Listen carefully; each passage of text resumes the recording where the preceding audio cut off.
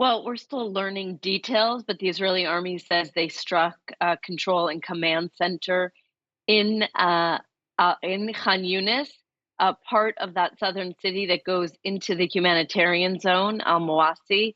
We've seen the Israelis strike inside the humanitarian zone several times in the last couple months. They've even evacuated parts of it, shrinking that area for civilians, claiming that Hamas is firing out of that area.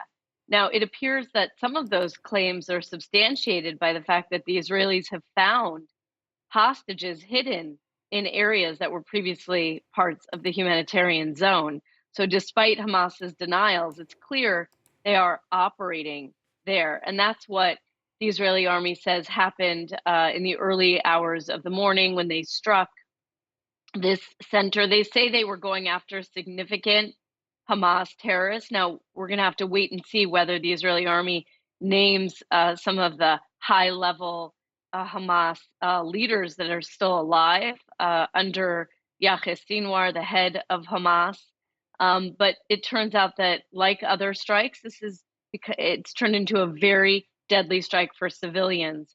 So we've seen at least reports of at least 40 killed, about 20 tents that were housing civilians that went up in flames, huge craters, some saying that civilians were buried in sand. A devastating scene, one that sadly we've seen again and again during this war. And meanwhile, the Israeli Defense Force has ordered a number of evacuations in the northwest of the Gaza Strip. Do we have any more information about those? That's right. The Israeli army ordered new evacuations in northern Gaza yesterday. The Israeli army continues to really operate across the Gaza Strip.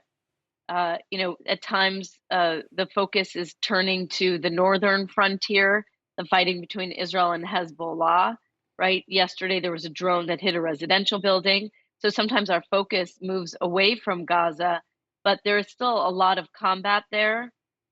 There's still, not only civilians that are dying in Gaza, as we saw overnight, but there are Israeli soldiers dying. Israel claims that it's still killing Hamas militants.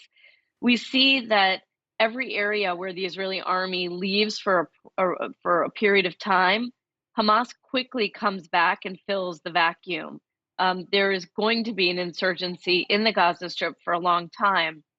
And it speaks to one of the long-term challenges facing Israeli Prime Minister Benjamin Netanyahu. And that is, after you have dismantled significantly Hamas, and Israel believes it has done that at this point, minus killing Yahya Sinwar, who is going to take over running the Gaza Strip? Who's going to replace Hamas in terms of education, running, the sewage systems, electricity, schools? Who is that? Who is going to be the governing body there? And that's where Israel is finding itself now in real trouble, because as it nears the end, possibly, of the military operation, it has to consider how to bring in and sustain and support a viable option to Hamas.